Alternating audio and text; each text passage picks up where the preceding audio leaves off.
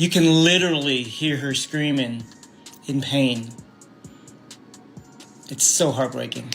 Indiana Fever star guard Sophie Cunningham, the enforcer, had a lower leg injury today against the Connecticut Sun. What we're about to uncover is a story the WNBA doesn't want trending, and you're going to want to see every second of it. Let's be real for a moment. If any other sports franchise were experiencing the sheer, devastating volume of so-called coincidental injuries that have completely decimated their roster, there would be congressional hearings. Federal investigations would be launched. The sports world would be screaming for answers. But not here, not in the WNBA. Sophie Cunningham, I got to tell you, this victory, it came with a big price. Bree Hartley, let me just start there because we've got Sophie Cunningham's sister and mother weighing in on the league, and Bria Hartley right here. This is Hartley right here coming in. To slide over right there, and Hartley just kind of falls and she crushes in on the knee of Sophie right here. She went down hard. And that was it. She went down hard, and that was just so. What is it that's making the league's higher-ups act like they got a personal vindictive vendetta against their own single biggest draw? The evidence we're about to go through doesn't just suggest a pattern of neglect. It points to a conspiracy that threatens to dismantle women's basketball's greatest cultural phenomenon before it even has a chance to reach its true peak. The Indiana Fever entered this season not just with hope, but with a promise. They had assembled what analysts were calling a win-now team, a perfect blend of generational talent and veteran savvy. The buzz was electric, but that buzz was quickly replaced by a steady, chilling drum beat of disaster. The year, I don't know how much longer the Indiana Fever can continue to survive with these injuries. I just have to be honest. I gotta be real. We lost Sydney Colston to a torn ACL. Ari McDonald, broken bone in her foot. Caitlin Clark has played like 12 games all year or something like that. DeWanna Bonner scammed us. I mean, it's been a complete shit show, to say the least. It's been a shit show. Started with Caitlin Clark, the rookie sensation, the player who single-handedly brought millions of new eyes and billions in new revenue to the league. Suddenly couldn't stay on the court. A left quad strain sidelined her. Then, just as she returned and found her rhythm, a left groin injury pulled her back to the bench. She'd fight her way back again, only to suffer a right groin injury that has kept her out for over a month and counting. 19 games. She's missed 19 of the team's 32 games. The face of the league has spent more time in sweatpants than in uniform, but the curse was reserved for just one player. The injury bug evolved into a full-blown plague. I mean, first we lose CC. We don't know when she's coming back, if she's coming back. And now this happens to Sophie Cunningham. Are we just cursed? This is the play that just occurred. That's like she tries to slide over right there, and Hartley just kind of falls and makes collision with that lower leg. You see her immediately grab it. McDonald, a key piece of their core, went down with a broken bone in her foot. Season over. Sydney Carlson's year ended in a heartbeat instant with a torn ACL. And then in a game against the Connecticut Sun, the final domino fell. Sophie Cunningham, the heart and soul of the team, their enforcer, was driven from the court with devastating lower leg injury after a collision that looked anything but accidental. Is driving in. Sophie Cunningham, or Kelsey Mitchell comes down. Sophie Cunningham overhelps, and Bria Hartley just kind of plows through her leg by the looks of things. She kind of plows through the knee. And Sophie's holding like her patella. For separate seasonal altering injuries. This isn't bad luck. This is a systematic dismantling. Normal teams might lose one starter to a significant injury in a season if they're unlucky. The Fever have lost 4, and the league's response has been a masterclass in indifference. To understand why this feels so intentional, you have to look at the game footage. You have to see the plays the referees decided weren't worth calling that. I mean, immediately in the game, the refs was just on some just on something, and y'all know what I always say, man. What if Sophie or somebody was your aunt, your niece, your daughter? You know, you got to put yourself in reality, because she is somebody's daughter. She is somebody's sister. And this is just unfortunate. And those of you who don't think a civil rights investigation need to be brought upon this league is tripping. This civil rights investigation. Game, the refs was just on some ish, bro. Just on something, and y'all know what I always say, man. What if Sophie or somebody was your aunt, your niece, your daughter? You know, you got to put yourself in reality, you know, because she is somebody's daughter, she is somebody's sister, and this is just unfortunate. And those of you who don't think a civil rights investigation need to be brought upon this league, Clark isn't just playing basketball. She's running a gauntlet. The scouting report on her isn't a secret. Former Iowa coach Lisa Blutter stated it plainly. The plan is to be physical, to stop her by any means necessary. But there's a canyon's eyes difference between competitive physicality and what's being allowed.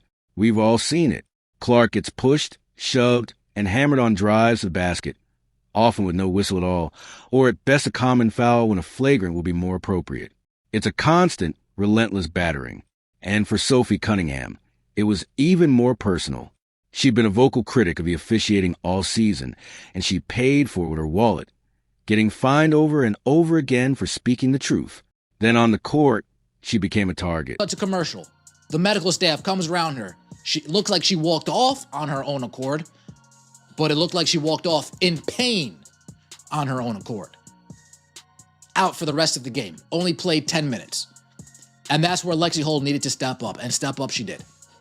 Step up. She's dribbling baseline and gets outright body checked out of bounds.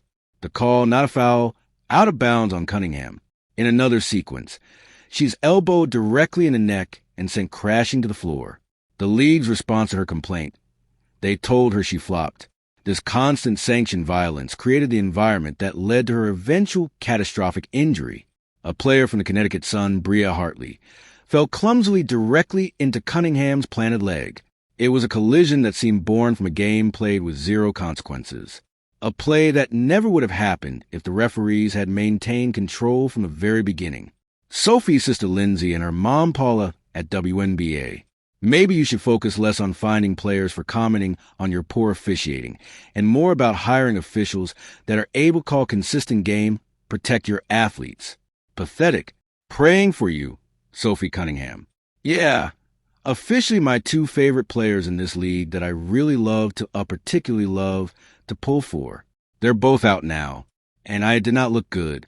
No word on that, by the way. The players knew it. The fans saw it. And the league did absolutely nothing to stop it. And this is where the narrative shifts from unfortunate to outright sinister. The WNBA's response to this crisis hasn't been to protect its players. It's been to silence its critics. Or if she is coming back at all, every time that they get asked, they just say TBD. We have no idea what's going on, which is, in my opinion, quite suspicious. You kind of know what is going to happen with an injury. The doctors can give you an estimate. The player can tell you, you know, I'm not really feeling that great. I don't expect to be coming back, but she has been practicing with the team. Maybe she's going to come back for the playoffs and help them get that championship, or at least try to get the champ. Stephanie White dared to question a lack of protection for their athletes. They were sanctioned. The message from the league office was crystal clear. Shut up and accept it. Meanwhile, the head of officiating, Monty McCutcheon, has the audacity to claim they hold referees accountable. But where is that accountability? Where were the suspensions for referees who miss blatant gameteering fouls? Where were the public statements assuring fans that players' safety was a top priority? There was only radio silence. This glaring imbalance speaks volumes. Finding a player for telling the truth is swift and decisive. They got a damn lawsuit. It is Sophie as well. It's Sophie as well. Just the amount of calls, the way she's been treated. Watch this. I mean, just immediately. First, look at this. Instantly into the game. Instantly. Immediately, Sophie got hammered. They had a target to hurt Sophie. She was targeted by this team for a reason. For a reason. They wanted to hurt Sophie. They made it their business to hurt Sophie. Holding officials responsible for endangering athletes is seemingly impossible. This isn't a league struggling with a problem. This is a league actively covering it up. So, we arrive at the million-dollar question. Why? Why would a league seemingly sabotage its most popular, most profitable team? The answer lies in the uncomfortable truth, the fever exposed. Caitlin Clark didn't just bring fans, she exposed a massive quality gap. Casual fans tuning in to watch her were treated to highlight reel performances that made other teams look slow, outdated, and amateur by comparison. Have no idea when Caitlin Clark is coming back, or she is coming back at all. Every time that they get asked, they just say TBD. We have no idea what's going on, which is, in my opinion, quite suspicious. You kind of know what is going to happen with an injury. The doctors can give you an estimate. The player can tell you, you know what, I'm not really feeling that great. I don't expect to be coming back, but she has been practicing with the team. Maybe she's going to come back for the playoffs and help them get that championship, or at least try to get the champ. The Fever's rise threatened the established parity and the old guard's control. The league needed to level the playing field, but not through competition and improvement. The easiest way to neutralize a threat is to remove it, by allowing, or at the very least not preventing, this barrage of physicality against the Fever stars. The WNBA effectively handicapped its own golden goose. The Fever's playoff odds began to plummet. They fell in the standings. The teams that were supposed to be left in the dust were now right back in a hunt. The timing is too perfect. The injury is too convenient. This isn't a tragedy. It's a strategy play where Sophie Cunningham is dribbling toward the baseline. As you can see, she catches the ball on the wing, dribbles down, and then JCS Sheldon kind of body checks her out of bounds. But the referee didn't call foul there. He just called an out of bounds. Like Sophie Cunningham ran out of bounds is what he called. So you watch her here, dribbles pushed out of bounds. Sophie's like, oh, of course, you know it's going to be a foul. No, it wasn't. That wasn't a foul. This one, she actually, quote, tweeted herself. As you can see, she's running up and then Hartley kind of elbows her in the neck and Sophie falls to the ground. Now, she reposted this and she said, they said I flopped? LOL. So, I guess the referees told her that she flopped on that play, or the players, who knows? Somebody told her that she flopped on that play. This is Aaliyah Boston and Tina Charles, and they are battling in the post. And the most damning indictment of this whole sickening affair didn't come from a journalist or a former player. It came from a family's raw, unfiltered pain. After Sophie Cunningham was injured, her sister Lindsay and her mother Paula took to social media. They didn't hold back. Paula Cunningham directly called out the player involved, labeling her reckless and out of control before deleting the post amidst the uproar. Lindsay's post was even more direct, a blistering critique of the league's pathetic priorities. She called him out for focusing more on finding players for comments than on hiring competent officials who could protect their athletes. Think about that. When a player's family feels a need to publicly shame a multi-million-dollar sports organization for failing its most basic duty of care, you know the situation is beyond broken. Their outrage wasn't just about one bad play. It was about a season-long pattern of neglect that culminated in their daughter and sister lying on the court in visible agony. But the WNBA's brass made one critical miscalculation in their entire cynical equation. The fans. The fans are not stupid. They see what's happening, and they are rebelling. When Sophie Cunningham was fined for telling the truth, fans started GoFundMe campaigns that covered the financial penalty within hours. Petitions demanding referee accountability gathered tens of thousands of signatures overnight. Social media explodes after every game with hashtags supporting the injured players and condemning the league's inaction. Video evidence of missed calls and dangerous plays spreads like wildfire, creating a narrative that the league's PR machine is utterly powerless to contain. The league thought it could control the story with fines and threats. Instead, it has only amplified the voices of dissent. They tried to silence one player and ended up awakening an entire army. The truth has a way of doing that. We're left to piece together the fragments of a shattered season. A championship-caliber roster meticulously built to capitalize on a once-in-a-lifetime talent now resembles a MASH unit, a patchwork of emergency signings and exhausted role players just try and survive each game. They're not competing for a title anymore. They're in a desperate, grueling fight for a basic survival, for the mere chance to possibly sneak into a playoff spot that was once considered a guarantee. A generational talent, a player who should be defining the next decade of the sport, lighting up highlight reels and breaking records, is instead relegated to a permanent, frustrating question mark on the injury report. Her absence isn't just a void on the court. It's a black hole sucking the energy, the hope, and the very identity out of the entire franchise. And perhaps most baffling of all, a league experiencing unprecedented financial growth, record-breaking viewership, and a cultural relevance that has desperately craved for decades is simultaneously fostering an environment of palpable distrust, setting anger and deep-seated suspicion among its most passionate followers. The evidence is all there, playing on a loop for anyone willing to connect the dots. It's a grimacing pain on the court, the silent screams of athletes being failed by the very system designed to protect them. It's in the league's deafening, suspicious silence, a void filled only by the sound of cash registers and the rust of fine slips being issued to anyone brave enough to speak the truth. And it's in the furious, heartbroken voices of fans and families. The people who invest their emotions and their money into this game only feel like they're witnessing a grand betrayal. This goes so far beyond simple sports rivalry. This feels deeply fundamentally personal. This feels chillingly calculatedly intentional. So, the final haunting question remains for every single person who loves this game. Are we watching a tragic, unprecedented string of the worst luck imaginable, a statistical anomaly so bizarre defies all logic? Or are we witnessing the deliberate, systematic, and carefully orchestrated destruction of the Indiana Fever? Let's sit with that question for a moment. Let's really think about what's at stake here. For the league office, the Fever's explosion onto the scene was a double-edged sword.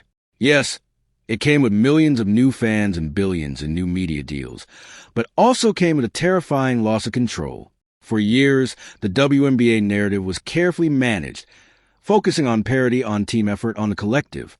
Then along comes Caitlin Clark, a white-hot supernova, who instantly became the sun that the entire solar system of women's basketball began to orbit.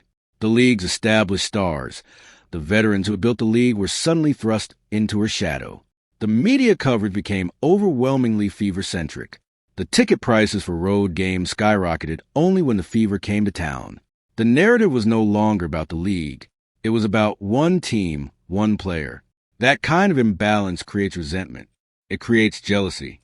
And for a league bureaucracy that prizes control above all else, it creates a massive problem. Now imagine you're in those closed-door meetings. The old guard owners and executives are watching this phenomenon.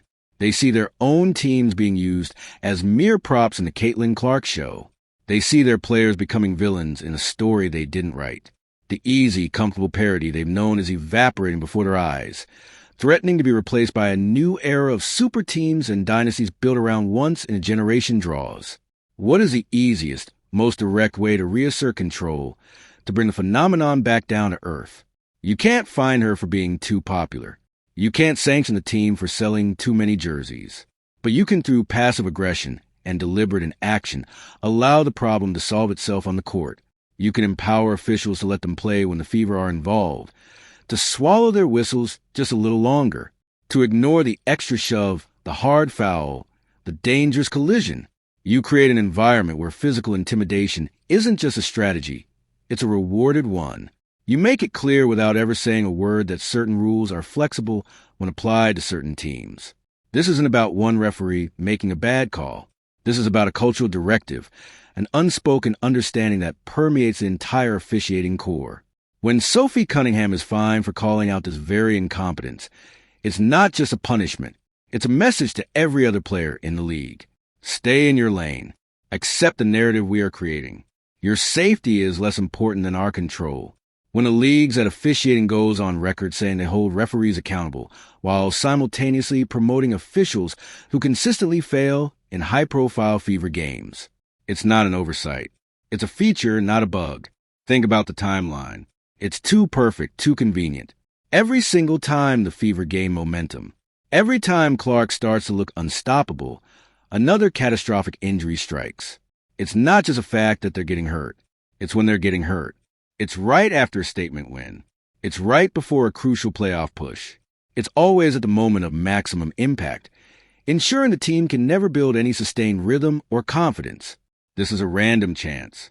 This is a pattern of pressure campaign, a death by 1,000 cuts designed to slowly bleed the team dry until they're just another mediocre squad fighting for the 8th seed. And what about the players themselves? The human cause is being completely ignored. These aren't robots. They're young women who have dedicated their entire lives to this dream. They're watching their prime years, their championship windows, their financial futures evaporate because of the culture of violence that the league willfully enables. They play every game with a knot of fear in their stomachs. Not just of losing, but of being the next one carried off the court. The psychological toll is immense. The trust between player and league is broken, perhaps irreparably. Why would any top free agent want to sign with a team that the league seemingly has a target on? The Fever's ability to build a long-term dynasty isn't just being challenged on court. It's being sabotaged in the shadows. The silence from the league's most powerful sponsors is also deafening. Where are the major corporations that have attached their brands to this movement? Why are they not demanding that the product they're investing millions in be protected? Their complicity, their willingness to look the other way for the sake of access and advertising revenue adds another layer to this ugly picture. It suggests that everyone at the top isn't on the game, that the well-being of the athletes is a secondary concern to bottom line and the maintenance of the status quo. If this investigation into the WNBA's darkest secret opened your eyes, then you need to let us know down in the comments. What do you think is really going on? And don't forget to hit that subscribe button right now, because we're just getting started on uncovering the truths they don't want you to see.